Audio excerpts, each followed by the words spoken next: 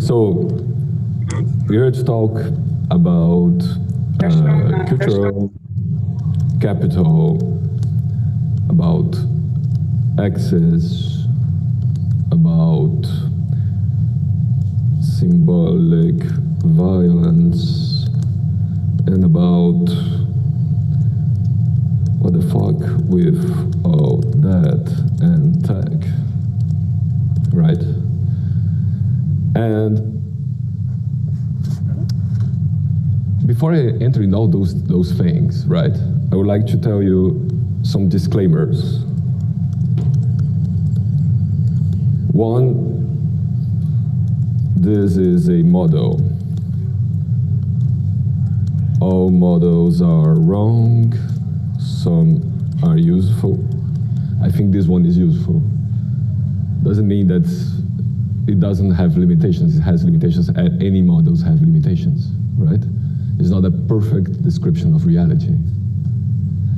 Second, I'm not a sociologist. I'm just a geek.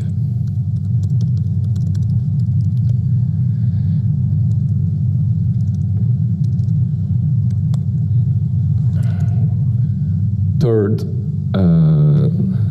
this presentation will contain typos.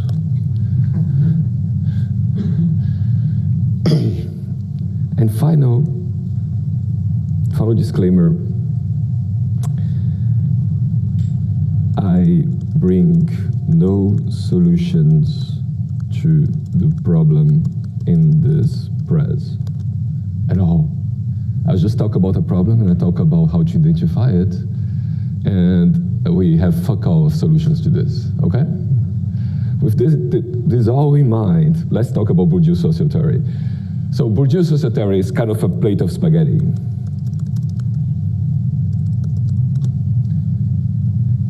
It's kind of complex and with many interactions between them.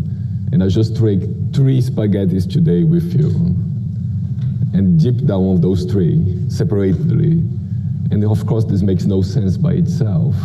Those spaghettis will intertwine, and they're way more than 3. Bourdieu have found like hundreds, and it's kind of infinite, okay? I have this bad voice because I was sick, so if any moment you don't understand me, just raise your hand or throw something at me or something like that. So, without further ado, let's talk about symbolic violence. So, Pierre Bourdieu was this sexy sociologist, right? As any sociologist is wont to do, he tried to create a model of how a society works, which we call the Bourdieu social theory, okay? And one of the things in his model, one of the spaghettis in his plate, dish of spaghetti, was symbolic violence. So what is symbolic violence? It has to do with the icon of power. So the idea is every society has its own drawing, its own idea, its own icon of how someone that is normal, that this person holds power, looks like, right? So it changes over time. The icon of power evolves and changes. At some decades ago, some centuries ago, it was normal that the person with power to be fat, and today is not in our society, right? Because being fat meant that you could work, you do not need heavy work in order to sustain yourself. And today, being malnourished means you'll be fat, and being fit means you have the money to go to the gym. Things like that, right? So you have the cultural capital means you have the symbolic violence, you have the icon of power, which is an icon drawn with an infinite amount of traits, like a certain way of dressing, right? A way of dressing in itself, or with a certain body size, let's say, or with a certain color of skin, or with a certain gender. Oh.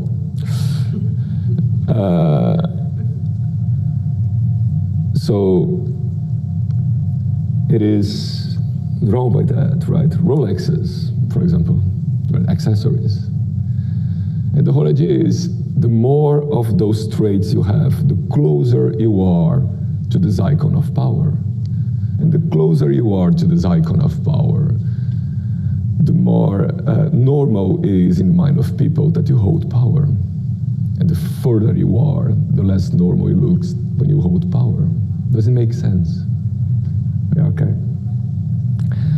Of course, this is more complex than that. There is something I'm not talking about today in Bourdieu social theory. There is the concept of fields. And there is but you have an icon of power per field. I just talking about society at large, but it's more complex than that. So,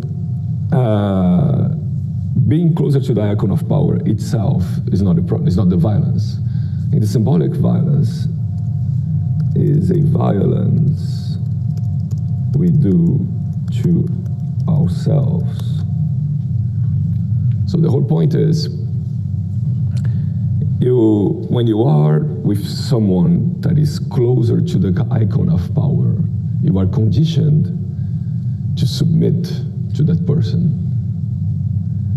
So that's the symbolic violence. It's the violence you're conditioned to do to yourself in order to submit to someone that is closer to the icon of power. Does it make sense? So, thing is, at this point, some people will say, so it's like a psychological bias. And fair warning, I'm talking about sociology today, not about psychology today at all.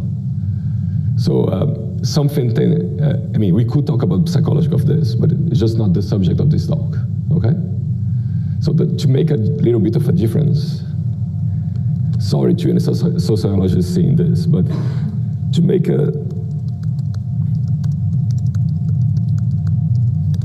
we're talking about a whole different scheme of things. Like, for example, Mona Lisa in the Louvre.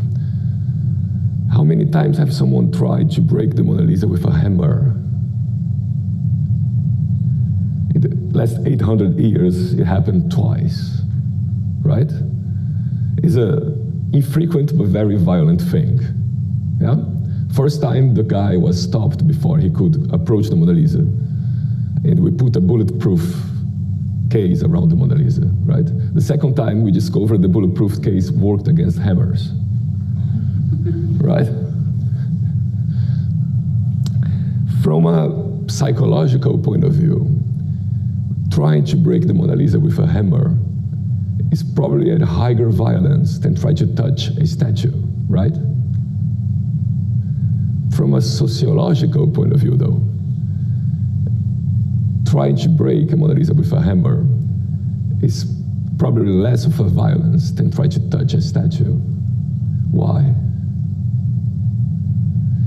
Because if we just take out the guards and let things be themselves, all things considered, it's probably not going to happen that people will break the Mona Lisa with a hammer. It's just been stopped. And twice in 800 years is not a very frequent statistical thing, right? But if you just let everyone that wants to touch a statue, after 1 year, you don't have many statues in the Louvre. Does it make sense? There is no thing so small that you could repeat millions and millions of times and have no consequence of that. Yes?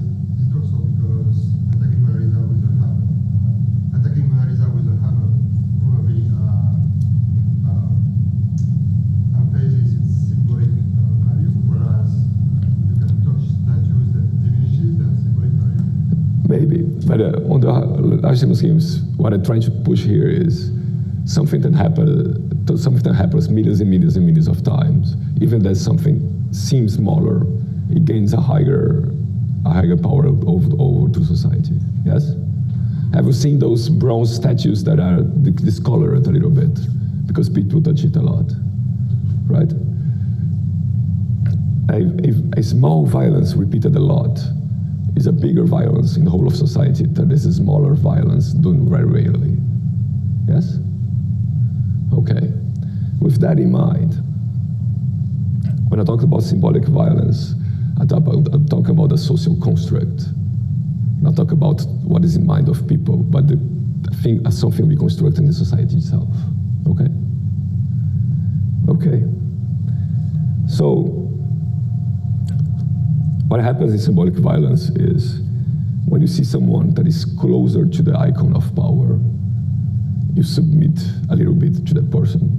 It's not a 100% thing. It's not every single human being doing this all the time. It's just an average of society doing this a lot. And in doing so, you create an hierarchy and you lend that person power and you inflict symbolic violence over yourself. So symbolic violence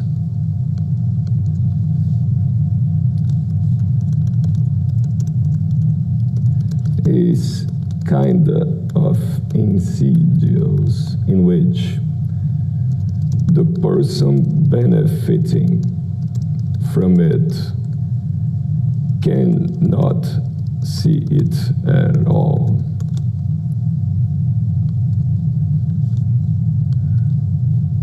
The person suffering it, though, the person suffering it is condemned to suffer it, is condemned to enforce it, to doubt and being doubted about it existing, is condemned to educate about it. So it's kind of a very good deal for the person that benefits from it, right?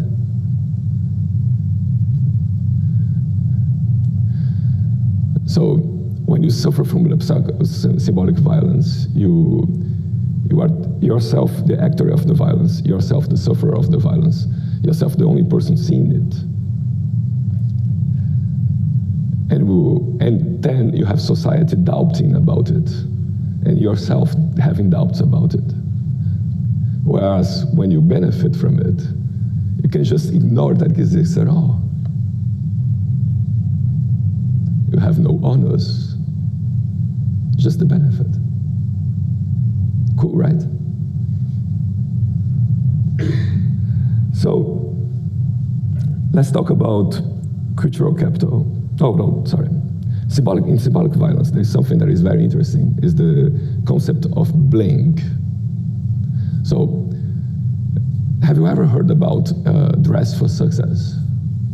Right? Some level of symbolic violence, you can try to have it in a conscious level. You can try to dress in better ways or something like that. You can try to buy a Rolex, right? At some point, you could try to do this on purpose. Most is not on purpose, but some of it can be on purpose, and some of it is on purpose. Yes?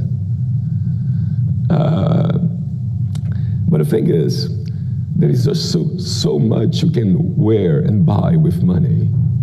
And at some level, it's just not possible. I mean, you cannot change the color of your skin, right? But you can probably try to buy a suit, right? Have you ever seen someone that is really badly dressed in a suit? Really not fit into it, right? It's just not because you bought a suit or a Rolex that you can actually wear it in a believable way. Yes? It's not, just owning it is not everything. Symbolic violence is not something you can perfectly buy. And that's what we call the bling effect. new rich person effect. This is a president of a country that was very bling. He was very rich, and he gave himself way more signifiers of symbolic violence that were really usable by him, right? Okay. And there is another effect in symbolic violence that I find quite interesting, is what we call the reversion of symbolic violence.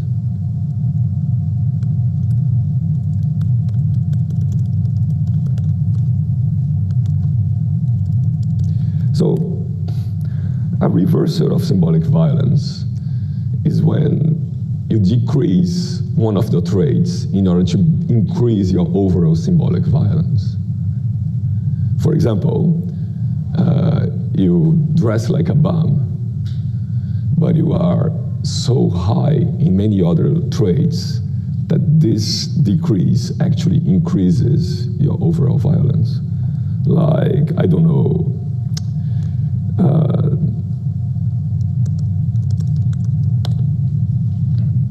some dude,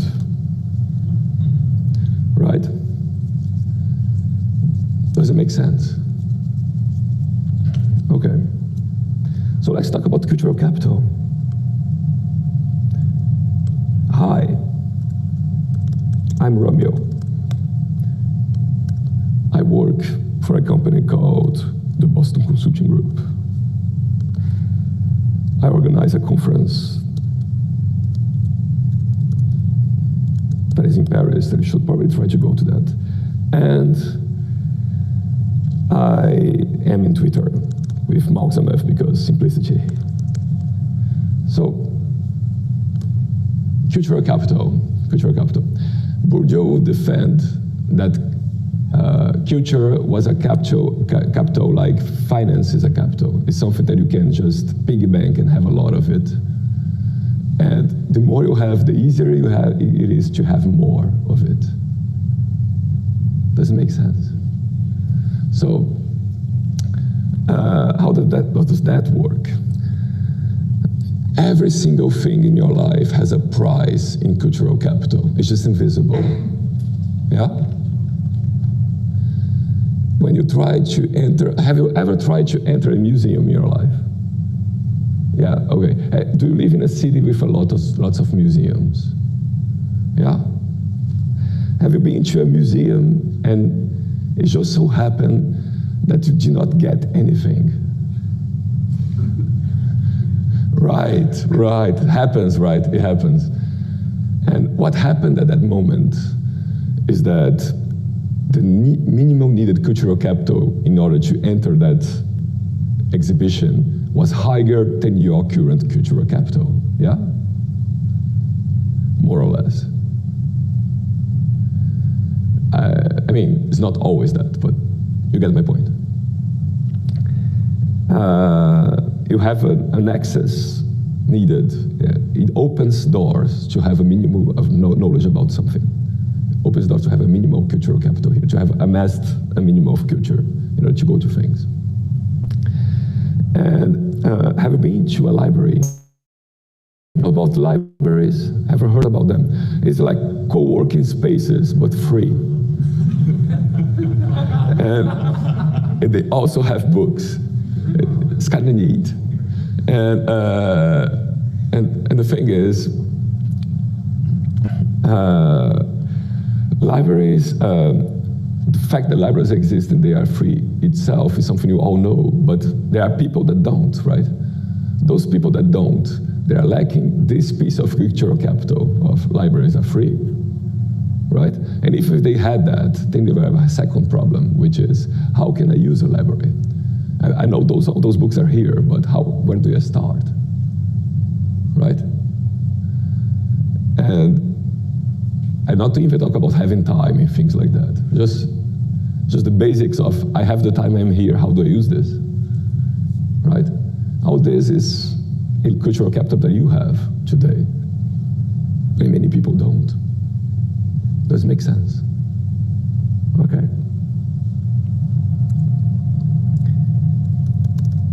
You amass culture like billionaires amass money. So what is cool about cultural capital is that it never goes down, right? Unlike money, it's not like you don't need to spend it to enter in places. You just need to show you have this many, right? It's like if money worked in a way that you just have to show how much money you have in your bank account and never need to spend it, right? But it becomes easier to have more when you have already a lot. Yeah? Okay. Have you ever been to a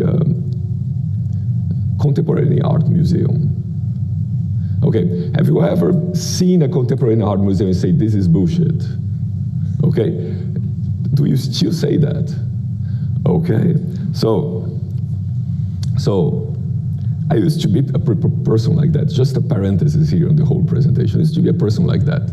Let me try to help you with your cultural capital today. So, have you seen that in the Pompidou? They have this white panel painting.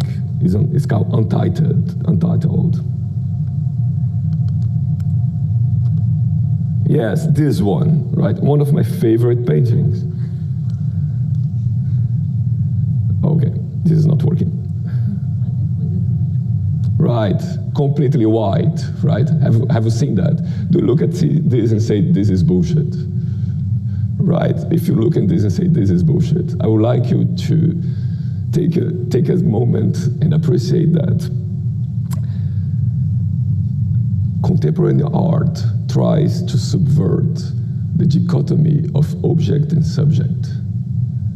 When you look in the museum and looking at this, and there is somebody there in front of that and say, this is bullshit, that person there saying this is bullshit, that person is part of the art piece.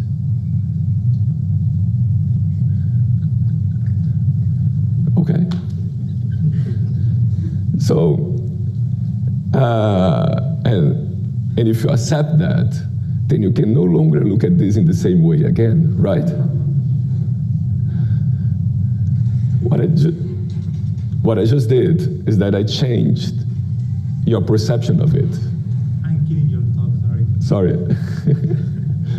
I changed the perception of it. Why? Because cultural capital changes the perception you have of things. It changes how you perceive the world itself. When you increase your cultural capital, the sky is no longer blue, it's Silurian, right? For the rest of your life. Deep down you know it. Right? You now can look at this and see in a different way. And maybe for you it's still bullshit, but it's a different bullshit now. Right? It's no longer the same one. But the point there is, for me, is I understand that bit, right? But you think, then what's the point of looking at it? Am I looking at people? And then I feel like I'm laughing at the people. Yes, right. I think that's kind of also me. Becomes so horrible, right? Yeah. So, and this becomes a whole other discussion, right? I will not enter into this now, but totally. Yeah. And the thing is, it becomes a lot, okay, if he's a lot looking at people, then it is bad or something like that. Yeah. And at the end of the day, two things are true now. One, you cannot never look at this in the same way. Two, this has now touched you more than the average piece of painting in the Louvre. Right? You like some paintings, but average, right? Not every single piece of usually find painting in the Louvre has the same effect as this one in you right now, right? Which means it worked.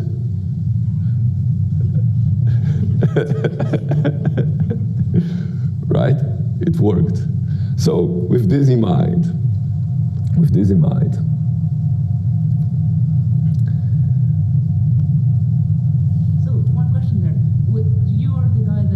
person that did this white painting. Could that person have done that white painting if that person had no cultural capital? So I'm a new artist, and I do a cake. Okay. So that's a very important question, which is, can we do art on accident? And this really, this was already a parenthesis in the talk, and I will get completely sidetracked, talking about epiphany and epiphany and the words in that in art, etc., etc., etc. And let's have the discussion in coffee later, or mate. So, so cultural capital changes your perception of the universe. What's sad about this? This is good, but what's sad about this is now you also perceive people that perceive what you are now perceiving. Right?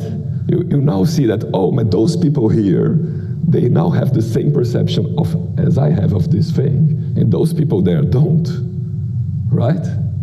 So it kind of creates a separation between people, right? You now have your people, those people that know about this, and the people that don't know about this, yeah?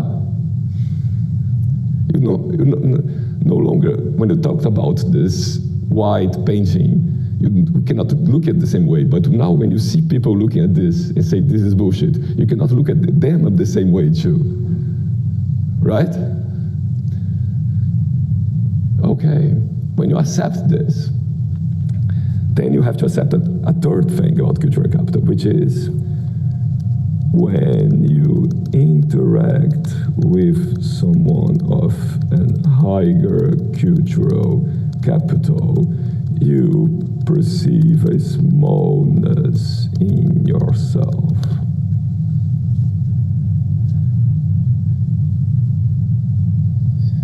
You are conditioned to feel lessened while interacting with someone that has a way higher cultural capital than you, and seeing that person as superior.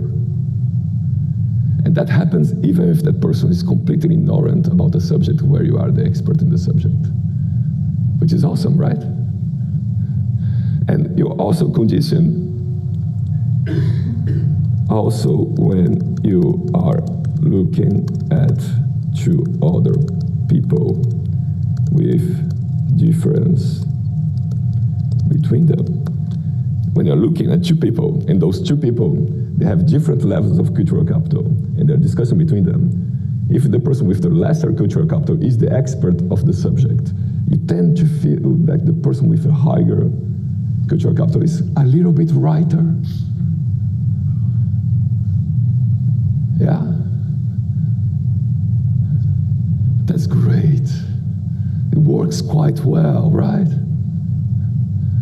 Which brings us back to another, the icon of power, the white, and race, and sex, gender, and accessories, accents. But there were also something that I like a lot, which is the luxury of calmness. So when you look at someone that is calm, that person is perceived as being more powerful than someone that is angry.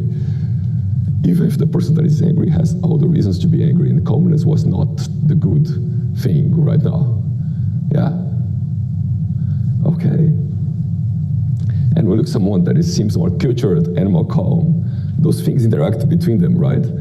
The more cultural capital you have, and the more close you are to the icon of power, both together interact with each other a lot.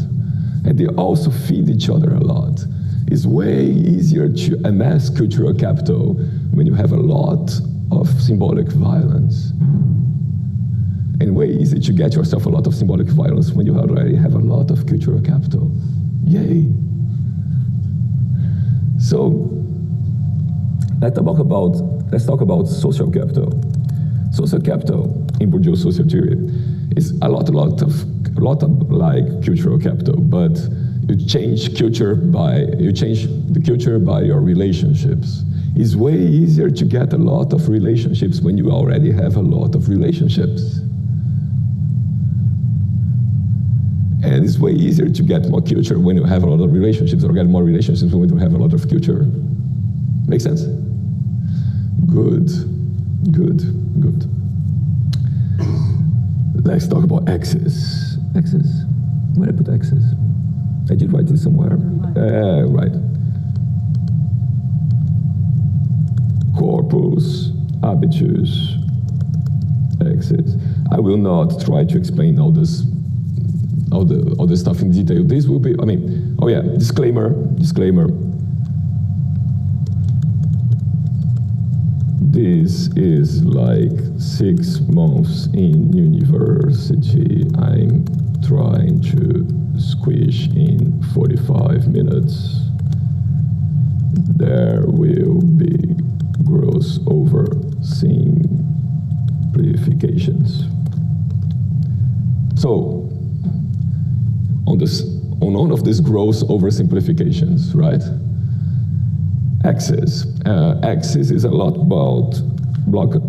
like an aura, just not that at all.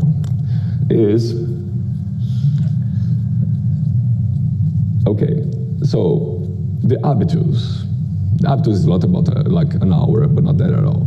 The habitus is this whole non-verbal communication you have, the whole thing you are in front of other people. Make sense? And hexis is a very specific form of habitus. It's an habitus of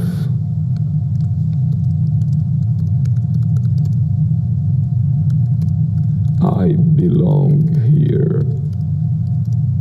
I'm legitimate. So, this whole difference between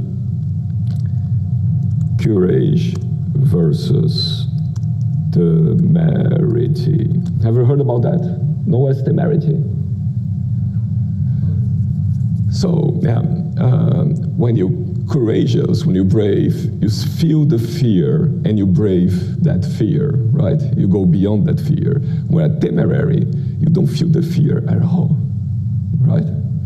A baby is a very temerary thing, right? Has no knowledge about the dangers of the world, and hence it's very easy for them to die, right? They can just fall over a cliff. They don't know it's dangerous, so they don't care. Yeah? A baby is not a very brave thing, right? As soon as they understand some danger, then they know deep shit and afraid of that danger. Yeah? It's a very fine distinction. So, hexis is like temerity. Hexis is to self-confidence like temerity is to courage. What happens is, we have this whole idea of self-confidence, of it being a very important thing. Feeling stable, feeling confident, yeah? And when you look at outside someone, and you from the outside, and the person seems very confident, it seems that the person belongs there. Okay, hexis is when the person was pushed to believing since the inception, since birth, by the whole society, to believe I belong here. And pushed to believe that everywhere. Yes?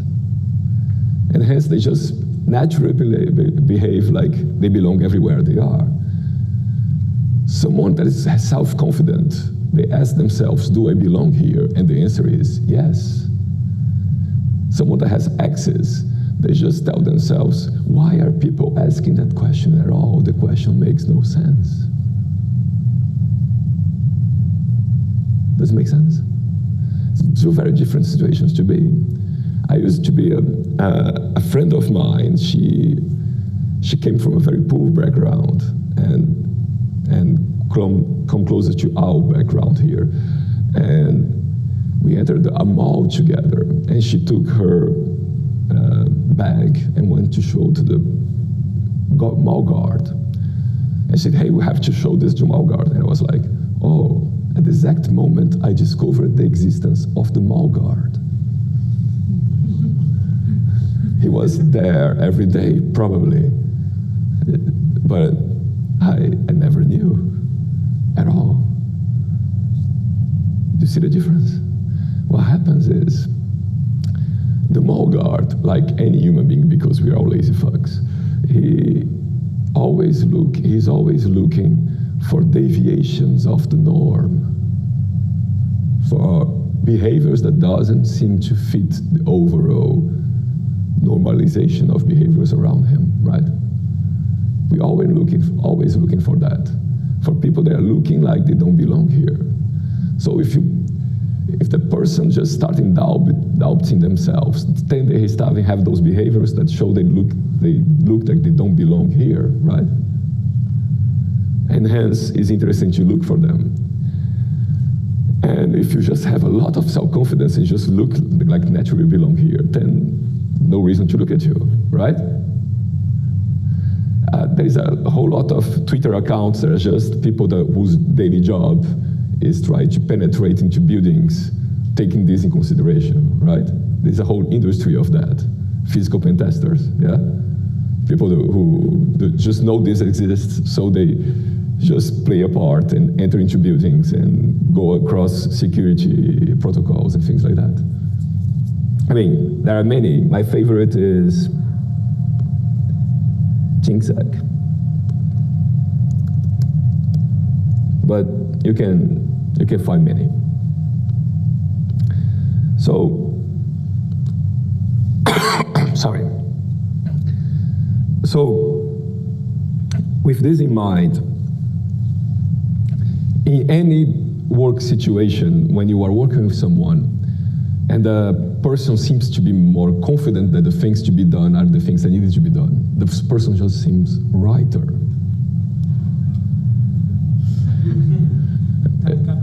Okay, the person just seems righter, right? And if someone seems to be doubting themselves, that person just seems to be less right somehow. But what happens is, sometimes doubting is the good thing to do. We all know that deep down. There is no deep down time to confidence towards being right. It's very easy to be the right person and be doubting yourself, and it's very easy to be a complete fuck that always believes in himself even when they are completely wrong. Yeah? Yet, we are conditioned to do otherwise. Okay, let's take all those three together because we have like 7 minutes. Okay. With all those in mind, how does those apply to our work? Yeah? Have you ever been to Agile project? Yeah, Agile, yes. Awesome, right? Awesome. Agility was created by 17 white men. Yeah? What is the probability they created something here that took all those things I just said in consideration? Right? Nothing new. I'm not saying Agile is a bad thing, right? I'm just saying the best things we know how to handle projects in our industry are basically created out of blindness. And all those things I just described are described in a way that in all those cases, the person that benefits from them are ignorant. And the person that is punished by them are the only ones seeing this, right? So we created a system that to maintain itself relies on the person benefiting from all this being ignorant and blind to their own privilege. So what I'm trying to tell you today, and if you only understand one thing from this, from this talk today, is kill all illusions of merit. Meritocracy is all ages' divine mandate of kings. So, you're in England. Be careful. Sorry? You're in England. Be careful. There's no kings. So we have this whole idea of the divine mandate of kings. Ever heard about that? Right, yeah, right. The whole idea that the kings were in power because they didn't deserve because God chosen them, right? And we replaced it with this idea of merit, this idea of people that are in power are there because they deserve to be there out of the work they did, yeah? So, how many of you are the 1% richer in the world? Yeah. So, if you Google how much money you need to be the 1% richer, you understand that is $35,000 per year of salary. 34, right?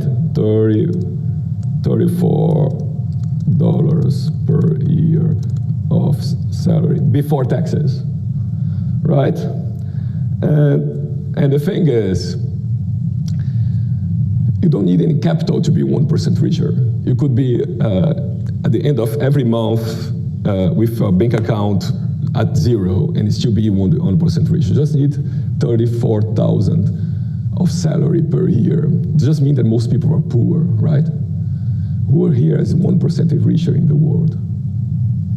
Are you in the 1% richer? Do you have at least 34,000? Oh yeah, right. Way more hands up now. Welcome. Have you ever worked with people that have gave up?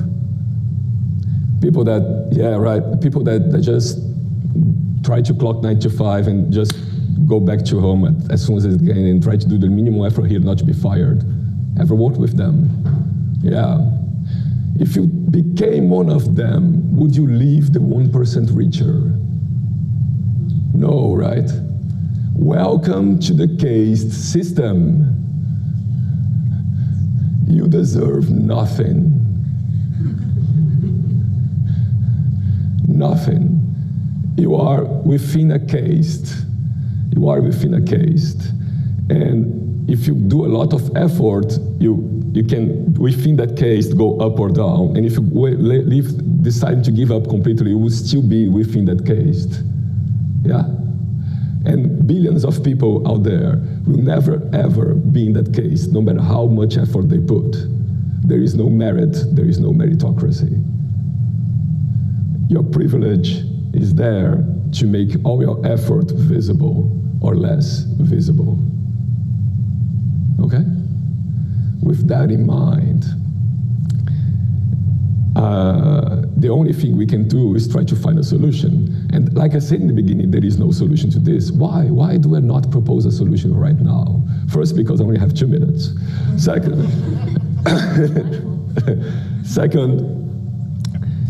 because I am a very highly privileged person. I'm white and a man and hiding the symbolic violence in cultural capital and things like that, right? If I proposed a solution right now, it would be exactly like the agile guys in the beginning, in 2001, right? Which means my solutions would have my blindness to them, yeah? And if I said, okay, so I should not because I have this blindness, let's ask all the people that are under the oppression of this to find a solution, yeah? Then the person suffering it, they have suffering, enforcing, doubting, educating, and now I want to add, find a goddamn solution. Doesn't seem very fair either, yeah? With that in mind, we're screwed.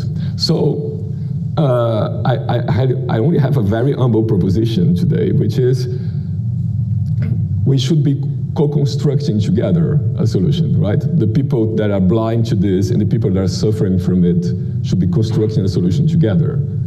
And in order to do that, we kind of need to be able to have those conversations. In order to have those conversations, you kind of need a basis of a glossary of how to talk about those things, which is the only reason I ever did this talk, is to give you that and invite you to discuss with people. And that's basically everything I want to tell you. Thank you very much.